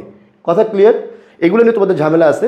কঠিন শব্দ লেখা লাগবে না, তারা বলছে কঠিন শব্দকে তারা ডিসকারেজ করবে। এখানে সহজ শব্দ, ছোট ছোট বাক্য, মূল কথায় উত্তর, ঠিক আছে? চমৎকার, তাহলে যেটা করতে হবে, আচ্ছা বুঝতে বুঝতে পেরেছো তাই না? আমরা বুঝতে পারলে মোটামুটি অনেকগুলো বিষয় তোমরা আলোচনা হয়েছে তোমাদের সাথে। আমরা এবার একটু যাবো নাকি, আমরা একটু সামনে আগাই। দেখো দেখো বাংলা প্রথম পত্রে একটা সৃজনশীল প্রশ্ন এখানে দেয়া আছে, ঠিক আছে। মালেক মেম্বার একজন রাজাকার, যুদ্ধের সময় সে নিজের গ্রামে মিলিটারি ডেকে এনে অগ্নিসংযোগ ও মানুষ হত্যা করিয়েছে। এছাড়া মিলিটারিকে সন্তুষ্ট রাখতে আশেপাশের গ্রাম থেকে সুন্দরী মেয়েদের ধরে নিয়ে পৌঁছে দিয়েছেন ক্যাম্পে। কথা কি বুঝতে পেরেছো? একটা রাজাকারের চিত্র।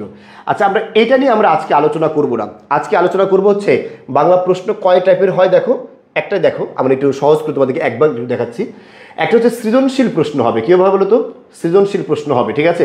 প্রশ্নের আলোচনা, উদ্দীপক পড়ে উত্তর দেয়া, যেটাকে উদ্দীপক পড়ে উত্তর দেওয়া, আমরা সৃজনশীল বললাম না, প্রশ্নগুলো উদ্দীপক পড়ে বা অনুচ্ছেদ পড়ে উত্তর দেওয়া, এই টাইপের একটা প্রশ্ন হবে। আমরা সবগুলো একটু একসাথে দেখি, তারপরে তোমাদের সাথে আমরা বিস্তারিত আলোচনা করবো এগুলো নিয়ে। আগে একটু দেখে নেই। আমরা একটা পয়েন্ট আজকে আলোচনা করবো চমৎকারভাবে, ঠিক আছে, সেটা একটু খেয়াল করো। হ্যাঁ, গল্পের মনস্তত্ত্ব আলোচনা করা, এই জায়গাটা আমরা আলোচনা করব, ঠিক আছে। আরেকটা আলোচনা ছিল হচ্ছে শাব্দিক, গল্পের মূল লাইন ব্যাখ্যা করা, ঠিক আছে। এই একটা আলোচনা ছিল। শাব্দিক ব্যাখ্যাটা কোথায় গেল? আছে শব্দের ব্যাখ্যাটা, আচ্ছা দেখি এখানে মনে হয় নাই, এইদিকে আছে। তাহলে গল্পের মূল লাইন ব্যাখ্যা করা, এটা একটা বিষয় আছে। পাশাপাশি আছে মনস্তত্ত্ব আলোচনা করা, আর এটা হচ্ছে এই যে শাব্দিক ব্যাখ্যা করা। ফার্স্ট পার্ট থেকে সাধারণত এই টাইপের প্রশ্নগুলো হয়ে থাকে। একটা শব্দ দিবে, শব্দটা ব্যাখ্যা করতে হবে, ঠিক আছে। দুইটা শব্দ দিবে। আমরা আজকে আলোচনা করবো হচ্ছে এই টপিকটা সবাই আমাকে বলবা যে এটা ভালোভাবে দেখতে পাচ্ছ কিনা, এই কথাটা ভালোভাবে দেখতে পাচ্ছ কিনা। হ্যাঁ, গল্পের মনস্তত্ত্ব আলোচনা করা, ঠিক আছে, বা লাইনের মনস্তত্ত্ব আলোচনা করা। কিভাবে? এখানে সাধারণত কি হয় জানো? রিলেটেড একটা আলোচনা করা হয়। কি আলোচনা করা হয়? রিলেটেড আলোচনা করা হয়। সবাই একটু শোনো ভালো করে। গল্পের মনস্তত্ত্ব আলোচনা, এর মধ্যে প্রথম প্রশ্নটা কি দেখো তো। প্রথম প্রশ্নটা আমি লিখেছি এখানে হচ্ছে তোমার, এদিকে খেয়াল করো। প্রথম প্রশ্ন আছে হচ্ছে এখানে এই যে, বৈষম্যহীন সমাজ গঠনে জুলাই বিপ্লবের, কি বলছে বলো তো, জুলাই বিপ্লবের সাথে বিলাসী গল্পের প্রাসঙ্গিকতা আলোচনা করো। কি গঠনে বলো তো? বৈষম্যহীন সমাজ গঠনে। খেয়াল করছো এই জায়গাটা হচ্ছে এখানে কি ওয়ার্ড, বৈষম্যহীন সমাজ গঠনে। হেল্প নিব বা মিল করাবো কার? জুলাই বিপ্লব এবং বিলাসী গল্পের। এবার খেয়াল করো, বিলাসী গল্প এবং জুলাই বিপ্লব দুই জায়গায় কি বৈষম্যের আলোচনা আছে কিনা? অবশ্যই আছে। জুলাই বিপ্লবই হয়েছে বৈষম্যের মাধ্যমে। কিসের মাধ্যমে বলতো? বৈষম্য, কোটা। কি বলতো? কোটা। এটা একটা বৈষম্য ছিল। এই বৈষম্য মানুষের রাজনৈতিক বৈষম্য, কথা বলার বৈষম্য, ঠিক আছে। একটা শ্রেণীর মানুষ কথা বলতে পারবে, আরেকটা শ্রেণীর মানুষ কথা বলতে পারবে না, আঘাত করা, নির্বাচন না হওয়া, এই সমস্ত বিষয়গুলো হচ্ছে এখানে বৈষম্য, ঠিক আছে। এই বৈষম্য কোথায়? জুলাই বিপ্লবে। বিলাসী গল্পে এই বৈষম্য আছে কিনা? আছে কিনা বৈষম্যের একটা চিত্র?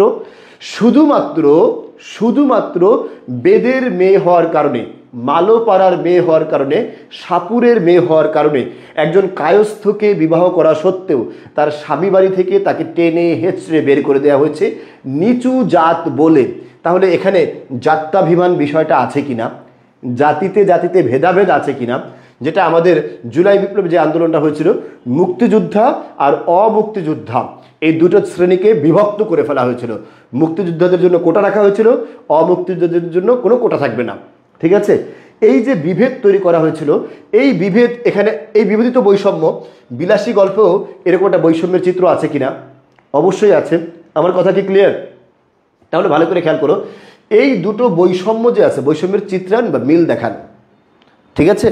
আচ্ছা, তাহলে এটা আলোচনা সবাই বুঝতে পেরেছো? আচ্ছা, হ্যাঁ। তারপর একটু খেয়াল করো 2 নম্বর প্রশ্ন। 2 নম্বর প্রশ্ন বলছে হচ্ছে, গ্লোবাল স্মুথ ফ্লোটিলার যাত্রী গ্রেটা থুনবার্গকে সুকান্তের কাঙ্ক্ষিত 18 প্রতিচ্ছবিতে আলোচনা করো।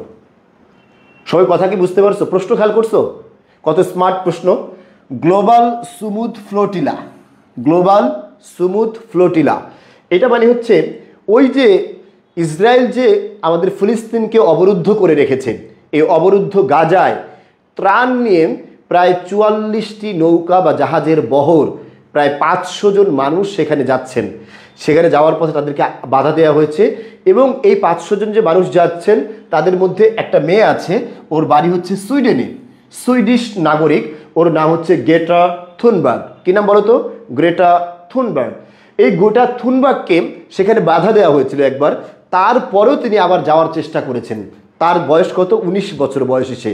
এই 19 বছরের একজন তরুণী, তার মধ্যে যে 18-র প্রতিচ্ছবি, মানে 18 সে চলতেছে তার, এই যে 18 চলতেছে, এই 18 বছরের একটা মেয়ে, সেই মেয়ের যে চরিত্র, প্রতিবাদ করা, অন্যায়ের বিরুদ্ধে সোচ্চার হওয়া, সেই চরিত্রই তো সুকান্তের 18 বছর বয়স কবিতার মধ্যে আছে। সুকান্ত যে বলেছিলেন এদেশের বুকে 18 আসুক নেমে, এই যে 18কে কামনা করেছেন, কাঙ্ক্ষিত 18, সেই 18 কোন 18? গ্রেটা থুনবার্গের 18। আলোচনা করো। প্রশ্ন বুঝতে পেরেছ? এটাকে বলা হয় বাক্যের মনস্তত্ত্ব আলোচনা। কি আলোচনা? জোরে বলো। মনস্তত্ত্ব আলোচনা। সবাই কথা কি ক্লিয়ার? ঠিক আছে? হ্যাঁ, জাতের বৈষম্য করা যায়, ঠিক আছে? ও আচ্ছা, ঠিক আছে, সবাই কথা কি ক্লিয়ার? তাহলে গ্রেটা থুনবার্গ কি বলেছিলাম বলো তো? গ্রেটা থুনবার্গ, আরেকটা বলে গ্রেটা থুনবার্গ, আরেকটা বলছিলাম যে 18 বছর বয়সের প্রতিচ্ছবি 18। তাহলে দুটা বিষয় খেয়াল করো, একটা হচ্ছে গ্রেটা থুনবার্গ এখানে কিওয়ার্ড, আর 18 যে আছে এটা ক্রিওয়ার্ড। আমি আশা করি বুঝতে এসেছি। এবং এখানে প্রশ্ন করা হচ্ছে প্রতিচ্ছবি বের করতে, যে একটা একটার সাথে মিল কোথায় রাখে। গ্রেটা থুনবার্গ কেন সুকান্তের কাঙ্ক্ষিত 18 বছর বয়সী? কেন? কারণ সে বলছে 18 হবে এমন যারা বিপ্লবী, যারা প্রতিবাদ দেখলে থেমে থাকবে না, যারা অন্যায় দেখলে তা প্রতিহত করার চেষ্টা করবে। যেটা করেছেন কে? সুইডিশ নাগরিক গ্রেটা থুনবার্গ। অর্থাৎ তার মধ্যে যে তারুণ্য আছে, সেই তারুণ্যের 18ই সুকান্তের কাঙ্ক্ষিত 18। বুঝে আসছে? এর পরের প্রশ্নটা খেয়াল করো। এই দুটো প্রশ্ন সবাই বুঝতে পারলে লিখবে হচ্ছে ইয়েস, যে ভাইয়া এই প্রশ্নের আলোচনা বুঝতে পেরেছি। আমি কিন্তু এটাই তোমাকে বাড়ি কাজ দেবো, এই প্রশ্নগুলো বাড়ি কাজ দেবো। তাই সবাই একটু স্ক্রিনশট দিয়ে নাও, সবাই একটু স্ক্রিনশট নাও, স্ক্রিনশট নিয়ে নিয়ে এটা রেখে দিবা। তারপরে লাইনটা খেয়াল করুন, শির নেহারি আমার নত শিরই শিখর হিমাদুরীর। ব্যাখ্যায় নেপালের তারুণ্যের জয়ের মিল চিত্রায়ন করো। ভালো করে বোঝো লাইনটা। বলছে না, শির নেহারি আমার নত শিরই শিখর হিমাদ্রির। আমার মাথা দেখে হিমালয় তার মাথাকে নিচু করে দেয়। এই আমিটাকে বিদ্রোহী, বিপ্লবী, অন্যায়ের প্রতিবাদকারী, তাই না? এই যে শির নেহারি আমারই, আমার মাথা দেখে নতশির হয় কার? হিমালয়ের মতো উঁচু পর্বতের মাথা। আমার প্রতিবাদীর মাথা দেখলে, বিপ্লবীর মাথা দেখলে, একজন বিদ্রোহীর মাথা দেখলে নত হয়ে যায়। কথা বুঝতে পেরেছো? এই যে নত হয়, এটার ব্যাখ্যা করবো কার আলোকে? নেপালের তারুণ্যের জয়ের মিল চিত্রায়ন করো। নেপালে যে তরুণ ছেলেরা আছে, যারা কিছুদিন আগে নেপালের রাজাকে, মন্ত্রীদেরকে তাদের আবাসন থেকে পিটায় বের করছে, অর্থাৎ সাধারণ মানুষের যে অর্থ, সেই অর্থ মন্ত্রী, এমপি এবং সরকারের যারা আছে, তারা যে পা চেটে এবং মানুষের প্রতি শোষণ করে এগুলো যে তারা ভক্ষণ করত, সেই ভক্ষণের চিত্র, সেই ভক্ষণ তারা মেনে নিতে পারেনি। মেনে নাড়তে পেরে কী করছে? সেই তরুণরা রাজবাড়িতে এবং প্রধানমন্ত্রীর কার্যালয়ে, প্রেসিডেন্টের কার্যালয়ে আক্রমণ করছে, মন্ত্রিসভায় আক্রমণ করেছে, মন্ত্রীদের বাড়িতে আক্রমণ করছে, আক্রমণ করে এদেরকে ইচ্ছা মতো সাইজ করছে। কথা বুঝতে পেরেছো? কিন্তু বাংলাদেশের দুর্ভাগ্য হচ্ছে আমরা ইচ্ছা মতো সাইজটা করতে পারি নাই। কথা ক্লিয়ার? এই যে ইচ্ছা মতো যে সাইজটা করেছে, এই সাইজের যে আলোচনা, সেই আলোচনাটাই কিন্তু এখানে আসলে চিত্রায়ন করতে বলা হয়েছে। যে এই যে বিপ্লবীদেরকে দেখলে যে রাজা, সেখানে আমরা দেখছি কিছু বিদ্রোহী বা বিপ্লবী ছেলে ছিল, লক্ষ লক্ষ ছেলে ছিল। এই লক্ষ লক্ষ ছেলে রাজপথে নেমেছে। রাজপথে যেই নামলো, এই লক্ষ লক্ষ ছেলে রাজপথে নামলো, অমনি কি করলো? মহারাজ যে, যার মাথায় এতদিন, যার ক্ষমতায়, যার দাপটে রাজপথে থাকা যেত না, ঘরে থাকা যেত না, সে এখন পালিয়ে গেছে। তাহলে বিপ্লবীরা যখন মাথা চারা দিয়ে দাঁড়ায়, তাদের মাথা দেখে যত বড় ক্ষমতাবান হোক, সেই জালেম নির্যাতনকারীরা এই দেশ রেখে আরেক দেশে গিয়ে পালায়। যেমন নেপালে পালাইছে, বাংলাদেশে পালাইছে, শ্রীলঙ্কায় পালাইছে, ঠিক আছে? এরকম আরও অসংখ্য দেশে, সিরিয়ায় পালাইছে, অসংখ্য দেশে। এই সমস্ত চিত্রগুলো মোস্ট ইম্পর্টেন্ট। ইন্দোনেশিয়ায় একই চিত্র হয়েছে কিন্তু, ঠিক আছে? লাস্ট কয়েকদিন ধরে শ্রীলঙ্কা, বাংলাদেশ, নেপাল, ইন্দোনেশিয়া একই চিত্র, ঠিক আছে? এই চিত্র তাদেরকে, এই যে এশিয়ার যে বসন্ত, এই বসন্ত নিয়ে আসার জন্য বড় ধরনের ভূমিকা রাখছে কারা? বাংলাদেশের ছাত্র সমাজ, শ্রীলঙ্কার ছাত্র সমাজ, সাধারণ মানুষ, ঠিক আছে? আচ্ছা, সবাই কথা কি ক্লিয়ার? Well done.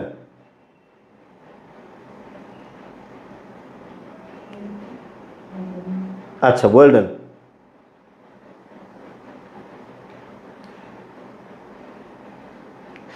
আচ্ছা, সবাই আশা করি বুঝতে পেরেছো বিষয়টা।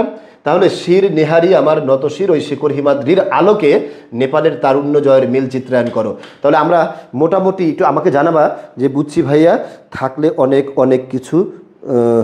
আচ্ছা, ঠিক আছে। হ্যাঁ, সি ইউনিট নিয়ে যেটা আলোচনা করব সেটা একটু খেয়াল করো সবাই। আচ্ছা, সবগুলাই যে এখানে একটা চমৎকার একটা বিষয় আছে যে আসলে আমরা আলোচনায় সবগুলো পড়বো কিনা, সবগুলো বলতে ফুল সিলেবাস পড়বো কিনা, শর্ট সিলেবাস পড়বো। এখনো পর্যন্ত আমি তোমাদেরকে যেটা সাজেশন দেবো বা সাজেস্ট করব সেটা হচ্ছে তুমি অবশ্যই ভালো করে শুনো, তুমি অবশ্যই এখনো পর্যন্ত শর্ট সিলেবাস পড়বা, অর্থাৎ 6টা গদ্য এবং 7টা পদ্য। এই গদ্য এবং পদ্যই আলোচনা করবা। এরপরে পরীক্ষার একদম কাছাকাছি সময় যখন হবে তখন তুমি করবা কি, বাকি যে ফুল সিলেবাসের যে কটা আছে সে কটা একটু একবার দেখে নিবা। অত বেশি গুরুত্ব দেওয়া লাগবে না, ওখান থেকে প্রশ্ন 1%ও আসার সম্ভাবনা নেই। যদি বাই চান্স আসে তাহলে এই জায়গায় ওখান থেকে তুমি আনসার করো। আর এছাড়া যেগুলো আছে 6টা এবং 7টা, সেই 6টা এবং 7টা থেকে মোটামুটি আলোচনা করলে আমরা আশা করি। আচ্ছা, ঠিক আছে, থ্যাংক ইউ, ওয়েল ডান। আচ্ছা আচ্ছা, গুড। এখানে এবার খেয়াল করো, তোমাদের মোটামুটি অনেকগুলো প্রশ্ন আমি দেখতে পাচ্ছি পাশাপাশি। সেই প্রশ্নগুলো একটু উত্তর দেওয়ার চেষ্টা করি আমরা। হ্যাঁ, প্রশ্নগুলো কি একটু দেখো। প্রশ্নগুলো হচ্ছে, তাহলে এটা মোটামুটি আমরা ক্লিয়ার করতে পারি। আর আমরা প্রশ্নগুলোর একটু উত্তর খোঁজার চেষ্টা করবো এখন। হ্যাঁ, তোমাদের আসলে তোমরা যে প্রশ্নটা করেছো, একজন প্রশ্ন করেছো ভাই যে আমরা 2.5 মার্ক, কত মার্ক বলো তো? 2.5 মার্ক, অর্থাৎ এই 2.5 মিনিট 2.5 মার্ক যে আছে, 2.5 মার্কের জন্য আমরা কয় লাইন লিখবো, কয় লাইন, এটা একটু ভালো করে খেয়াল করি। এই প্রশ্ন অনেকেরই আছে। 2.5 লাইনের জন্য 2.5 মার্কের জন্য কয় লাইন লিখবো, 5 মার্কের জন্য কয় লাইন লিখবো, এরকম প্রশ্ন তোমাদের আছে কিনা বলো? আছে? সবাই বুঝতে পেরেছো? ডান।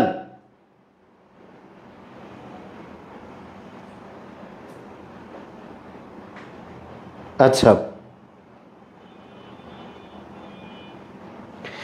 আচ্ছা আচ্ছা, ঠিক আছে, ওয়েল ডান। দেখো, কেউ ক্লাসে পলিটিক্যাল আলোচনা করো না, একদম মাইরে দেবো ধরে। দেখো যা বলছিলাম খেয়াল করো, 2.5 লাইন, এটা আমরা কয় মার্কের জন্য কয় লাইন লিখবো, আমি তো এটা বলি নাই। আমি বলছিলাম কি বলতো, যত মার্ক, ভালো করে শোনো, যত মার্ক তত মিনিট, মনে থাকবে এটা, যত মার্ক তত মিনিট। এখন তুমি খেয়াল করো কয় লাইন, এত আর দরকার নেই। 2.5 মার্ক মানে হচ্ছে 2.5 মিনিট। কয় মিনিট বলো তো? 2.5 মিনিট। এবার তুমি বলো 2.5 মিনিটে তুমি কয় লাইন লিখতে পারবা? 2.5 মিনিটে যদি তুমি 2.5 লাইন লিখতে পারো তাহলে তুমি 2.5 লাইন লিখবা। কথা বুঝতে পেরেছো? আর যদি 2.5 মিনিটে তুমি 3 লাইন লিখতে পারো তাহলে 3 লাইন লিখবা। কথা হচ্ছে 3 লাইনের মধ্যে তখন তোমাকে আনসার লিখতে হবে। কথা ক্লিয়ার? আর যদি তোমার কাছে মনে হয় যে না 2.5 মিনিটে আমি 2.5 মিনিট বা 2.5 মিনিটে আমি 5 লাইন লিখতে পারবো, তুমি 5 লাইন লিখবা। আশা করি ক্লিয়ার। 5 মার্কের জন্য তুমি কয় মিনিট লিখবা? 5 মিনিট, 5 লাইন না, কয় লাইন আর দরকার নেই তোমার, তুমি লিখতে পারো। মনে বিষয়টা ভালো করে শোনো, 5 মার্কের একটা প্রশ্ন আসছে, তাহলে কয় মিনিট লিখবা? 5 মিনিট। কয় মিনিট? 5 মিনিট। এখন তুমি একটু খেয়াল করবা ভাই, এই 5 মিনিটে তুমি লিখতে পারো, 5 মিনিটে আলটিমেটলি তুমি লিখতে পারো 5 লাইন, আরেকজন লিখতে পারে 7 লাইন। তোমাকে 5 লাইনের মধ্যে উত্তর লিখতে হবে, আরেকজন হচ্ছে 7 লাইনের মধ্যে উত্তর লিখতে হবে। ঠিক আছে, সে 7 লাইনের মধ্যে লিখবে, উত্তর পূর্ণ করতে হবে 5 লাইনের মধ্যে অথবা 7 লাইনের মধ্যে। তুমি লিখতে পারো 5 লাইন, কিন্তু তুমি লিখতে গেছো 7 লাইন, তখন তোমার আরও 1 মিনিট অতিরিক্ত চলে যাবে কিনা এখানে? যদি 1 মিনিট অতিরিক্ত চলে যায়, এরকম দেখো 5টা করে 4টা প্রশ্ন আছে, 4 5 20, তাহলে 4টা প্রশ্ন 4 মার্ক চলে যাবে। 4 মার্ক চলে গেলে তোমার আনসার কত হবে? 16 মার্ক।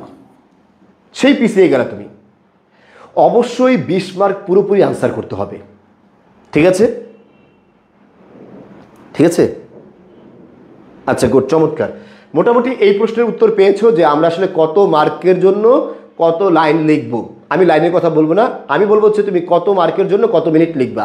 ওই মিনিটের মধ্যে তুমি যেই কয় লাইন লিখতে পারো ওই কয় লাইনের মধ্যে তোমার উত্তরটাকে সাজিয়ে ফেলবা। তুমি 5 লাইন লিখতে পারো 5 মিনিটে, তুমি 5 লাইনের মধ্যে উত্তর সাজিয়ে ফেলবা। তোমার ফ্রেন্ড 7 লাইন লিখতে পারো, 7 লাইনের মধ্যে সাজাবে, কোনো সমস্যা নেই। তুমি 5 লাইন পারো, তোমাকে 7 লাইন লেখার দরকার নেই।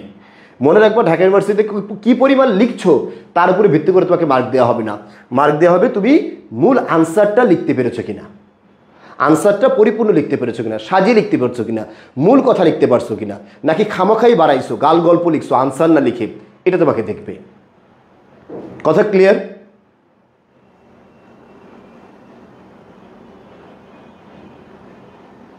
আচ্ছা হ্যাঁ, এখন একটা খেয়াল করো, সুন্দর একটা কথা বলছো। একজন প্রশ্ন করছে যে ভাইয়া ঢাকা ইউনিভার্সিটির যে পেপারটা আছে, পেপারের সিস্টেম কি, যেমন একটা লাইন দেওয়া আছে, লাইনের পরে মনে করি এটা একটা পৃষ্ঠা, এই একটা পৃষ্ঠা দেওয়া আছে, একটা প্রশ্ন দেওয়া আছে, এটা একটা প্রশ্ন, এই প্রশ্নের উত্তরের জন্য তোমাকে এতটুকু জায়গা দেওয়া আছে। এখন কথা হচ্ছে এতটুকু জায়গায় তোমার কয় লাইন হবে, আনুমানিক ধরলাম আমরা 5 লাইন হবে, এবং মার্ক কত পরীক্ষা নেয়, মার্ক হচ্ছে 4 মার্ক। কয় মার্কের প্রশ্ন? 4 মার্কের প্রশ্ন। তুমি লাইন দেওয়া আছে কয়টা? 5টা। তুমি যদি এই পুরোটা ভরতে যাও তাহলে তোমার সময় লেগে যাবে 6 মিনিট। কয় মিনিট? 6 মিনিট। তুমি কিন্তু এটা করবা না, তুমি পুরোটা ভরা দরকার নাই। তুমি 4 লাইন লিখতে পারতেছো 4 মিনিটে, তুমি 4 লাইনে লিখো। কথা বুঝছো? কয় লাইন লিখবা? 4 লাইন। 4 মিনিটে 4 লাইন লিখবে, এর বেশি লেখার দরকার নেই। ঠিক আছে? এই জায়গা ফাঁকা থাকলে তোমার কোনো সমস্যা নেই। দেখবা হচ্ছে তোমার ওই জায়গার মধ্যে তুমি যতটুকু লিখছো তার মধ্যে আনসার আসছে কিনা, এবং সবগুলো প্রশ্ন সেমভাবে লিখছো কিনা। এখন একটা তুমি 4 মিনিটে একটা পুরোটা ভরে লিখলা, আরেকটা করলা কি অর্ধেক লিখলাম, আরেকটা আবার ভরে লিখলা, আবার আরেকটা অর্ধেকের কম লিখলা, সেটা হবে না। তুমি মোটামুটি যতটুকু লেখো প্রত্যেকটাই সেম স্ট্যান্ডার্ড ফলো করবা। বুঝতে পারছো বিষয়টা? বোঝো না আশা করি। শোনো, এটা একটু ক্লিয়ার হোক। 2 মার্কের জন্য প্রথম প্রশ্নে তুমি 3 লাইন লিখছো অথবা 4 লাইন লিখছো, পরের প্রশ্নেও 2 মার্কের জন্য 4 লাইন লিখবা, পরের প্রশ্ন 2 মার্কের জন্য 4 লাইন লিখবা। কিন্তু তোমরা করে কি জানো, প্রথম প্রশ্ন 4 লাইন লিখছো 2 মার্কের জন্য, পরেরটায় 2 মার্কের জন্য লেখো কয় লাইন? 3 লাইন। এরপরেরটা 2 মার্কের জন্য লেখা হচ্ছে 2 লাইন। আলটিমেটলি তখন তুমি স্যারের মাথাটাকে নষ্ট করে দাও, মাইন্ডটাকে ঘুরায় দাও। তোমাকে এখানে 4 লাইন লিখছে, এখানে যত মার্ক দিবে, 2 লাইন লিখছে ওখানে সেই পরিমাণ মার্ক দিবে। তখন তুমি এরকম করবা না, এরকম না করে প্রত্যেকটাই 3 লাইন লেখো। বুঝছো? সেম পরিমাণ আনসার লেখার চেষ্টা। তোমার খাতা দেখে তোমাকে জাজ করবে, অন্যের খাতা দেখে না। আশা করি সবাই এইটুকু ক্লিয়ার হতে পেরেছো। ডান? আচ্ছা হ্যাঁ, টাইম ম্যানেজ করে মূল আনসারটা লিখতে হবে। Well done. সবাইকে বুঝতে পেরেছ? সব কোশ্চেন তো আর সেম হবে না, সেজন্য লেখা কম বেশি। হ্যাঁ, সব প্রশ্ন সেম হবে না। একটা 3 মার্কের হতে পারে, একটা 4 মার্কের হতে পারে, একটা 5 মার্কের হতে পারে, ঠিক আছে, একটা 2 মার্কের হতে পারে। সুতরাং এই প্রশ্ন বুঝে আনসার করবে। যেন প্রশ্ন যত, আমি সহজ কথা মনে রাখবা, যত মার্ক তত মিনিট। এবার প্রশ্ন যত মার্কের হোক তোমার টেনশন নেওয়া দরকার নেই। 3 mark 3 minute, 4 mark 4 minute, 5 mark 5 minute. আর কোনো ডাউট আছে টাইম ম্যানেজমেন্ট নিয়ে? বলো। আচ্ছা আচ্ছা হ্যাঁ, সুন্দরভাবে বুঝতে পেরেছি। বাংলা মাথার উপর দিয়ে যাচ্ছে। গুরুত্বপূর্ণ টপিক বলে দেন যেগুলো বেশি। এইগুলো হচ্ছে আরেকটা বোকা প্রশ্ন। ঠিক আছে? ঢাকা ইউনিভার্সিটি ভাই গুরুত্বপূর্ণ, সব গুরুত্বপূর্ণ। তোমাকে কে বলে কি ঢাকা গুরুত্বপূর্ণ প্রশ্ন? ঢাকা ইউনিভার্সিটিতে চান্স পেতে চাও আর যারা সাজেশন ধরে পড়তে চাও তারা কখনোই চান্স পাবে না, কিন্তু এটা তোমাকে মাথায় রাখতে হবে। ঠিক আছে? খুবই গুরুত্বপূর্ণ এই জায়গাটা। ঢাকা ইউনিভার্সিটি চান্স পেতে হলে তোমাকে অবশ্যই মাথায় রাখতে হবে, তোমাকে প্রায় সবগুলো বিষয় ভালোভাবে আয়ত্ত করে যেতে হবে। ঠিক আছে? সবগুলো গুরুত্বপূর্ণ। ঠিক আছে? আলহামদুলিল্লাহ বুঝতে পেরেছি। হ্যাঁ, এক্সামে ঘড়ি নেওয়া যাবে, কিন্তু এই যে ঘড়ি টাইম ফ্রেমিং যেগুলোতে আছে, কাটা আছে, কাটা অ্যানালগ ঘড়ি, ডিজিটাল ঘড়ি না। আজকে ক্লাসটা অনেক হেল্পফুল হলো, থ্যাংক ইউ। আচ্ছা,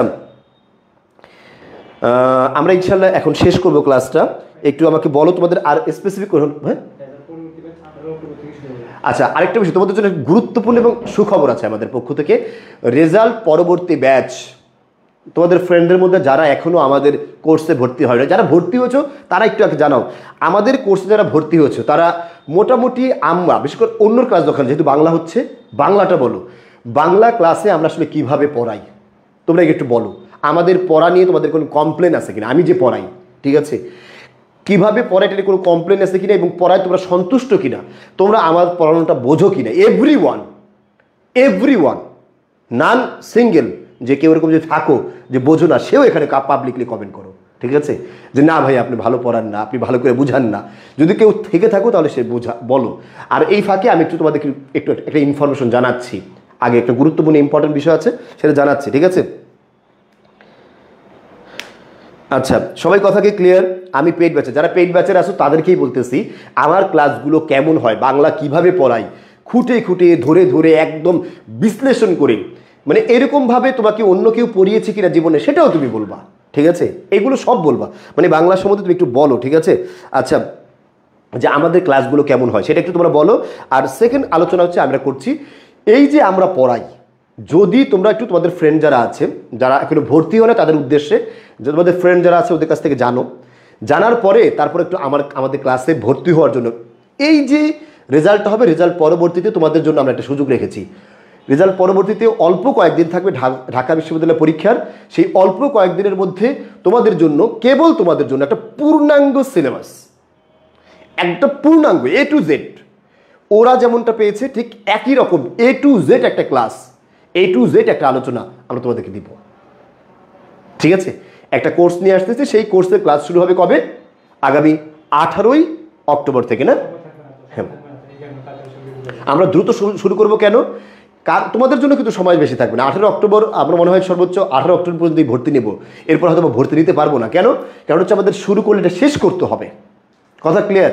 এই জন্য যারা এখনো ভর্তি হলো, রেজাল্ট নিয়ে একটা কনফিউশন ছিল, তারা তাদের ফ্রেন্ডদের কাছ থেকে জেনে, আমাদের কাছ থেকে জেনে না। আমাদের কোনো কথা বিশ্বাস করার দরকার নেই। যারা এখন কমেন্ট করতেছে সেইগুলো দেখো, এই কমেন্ট দেখো, এই কমেন্ট দেখলে তুমি বুঝতে পারো যে আসলে ভর্তি হওয়া উচিত কিনা।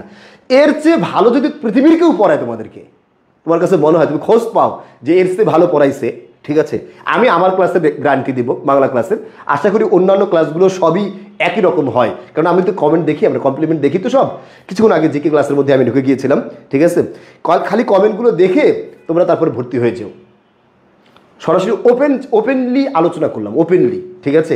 এর চেয়ে ভালো যদি বিশ্বের কেউ পড়ায়, পৃথিবীর কেউ পড়ায়, সেখান থেকে ভর্তি হও, আমাদের কোনো সে নেই।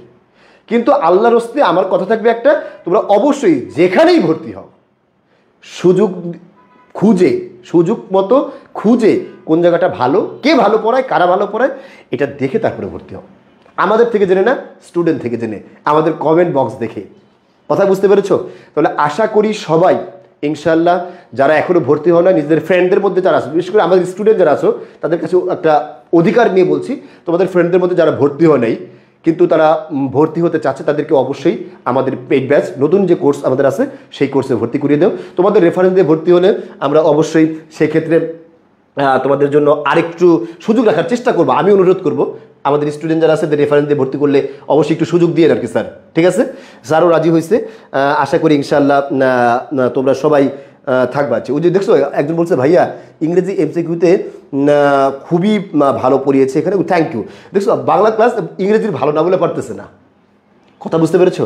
যে কেউ সেম একই অবস্থা হবে। আচ্ছা আচ্ছা, ঠিক আছে। দেখো একটু খেয়াল করো, তোমাদের রেজাল্ট পরবর্তী ব্যাচ বি এবং সি ইউনিটে ব্যাচ 2.0, এটা ব্যাচ হচ্ছে 99টি ক্লাস থাকবে, 99টি পরীক্ষা থাকবে, 99টি লেকচার শিট এবং সাপোর্ট গ্রুপ থাকবে। এই কোর্স ফি হচ্ছে কত? 2500 টাকা, যেটা 5000 টাকার কোর্স ফি। এটা তোমরা ভর্তি হয়ে যাবে এবং 18 তারিখ থেকে তোমাদের ক্লাস আমরা রীতিমতো ক্লাস শুরু করে দেবো ইনশাআল্লাহ। আচ্ছা, এবং তোমাদের সাথে একটা মজার বিষয়, এই যে সুন্দর একটা কথা শোনো, এই কোর্সে ভর্তি হলে টার্গেট ডিউ চ্যালেঞ্জ স্কোয়াড যে ক্লাসটি আছে, অর্থাৎ আমাদের যেই কোর্সটা মূল কোর্স যেটা ছিল আমাদের, তোমাদের আগে যেটা আমরা শুরু করেছি আরও প্রায় 1-1.5 মাস আগে থেকে, সেই কোর্সে যত ক্লাস হয়েছে, যত পড়ানো হয়েছে, এগুলো সব রেকর্ড পেয়ে যাবা ফ্রি। কথা বুঝতে পারছো? ওইগুলো ফ্রি পেয়ে যাবা। আর এই যে নতুন কোর্সে ভর্তি হবে, এখানে আবার প্রায় 99টি ক্লাস পাবা, বাংলা ইংলিশ জিকে মিলে, এবং সেই ক্লাসগুলোর মধ্যে তোমার পূর্ণাঙ্গ আলোচনা হবে। কথা কি ক্লিয়ার? আচ্ছা, যাক, মানে এত কমেন্ট আছে, এর একটা কমেন্ট পড়তে গেলে 2-3 মিনিট করে লাগবে, বিশাল বড় বড় কমেন্ট দেখছো তোমরা। আশা করি যারা আলহামদুলিল্লাহ এত ভালো পড়ান, আর কি পড়বো, মানে বিশাল বড় বড় কমেন্ট, বুঝতে পারছো? Thank you. এই স্যারের ক্লাসের মতো ক্লাস তোমরা জীবনে আচ্ছা আচ্ছা, ঠিক আছে। Thank you. যাই হোক, তোমরা যে কমেন্টগুলো করছো এখন এগুলো পড়ে শেষ করা যাবে না। যারা আমাদের কোর্সে ভর্তি হলো তাদের জন্য একটা আলোচনা থাকবে হচ্ছে গালিবের ক্লাসগুলো সর্বোচ্চ অন্যতম পেয়েছি। Thank you. ইংরেজি সি ইউনিট সোহাগ ভাইও। আচ্ছা, সি ইউনিটে আমরা নেক্সট ক্লাসে আলোচনা করবো ইনশাল্লাহ। ঠিক আছে, আজকে শুধু বিউটি পুরোপুরি আলোচনা করলাম। ঠিক আছে, সবগুলো ক্লাস অনেক ভালো হয়, অসাধারণ, আর বলে শেষ করা যাবে না। আজকে তাহলে আমরা শেষ করছি। ঠিক আছে, যারা রেজাল্ট পরবর্তী ব্যাচে ভর্তি হওয়ার চিন্তা করছো তারা অবশ্যই খুব দ্রুত ভর্তি হয়ে যাও। 18 তারিখে দেখা হবে তোমাদের সাথে ওরিয়েন্টেশন ক্লাসে। সবার জন্য অনেক শুভকামনা। আসসালামু আলাইকুম।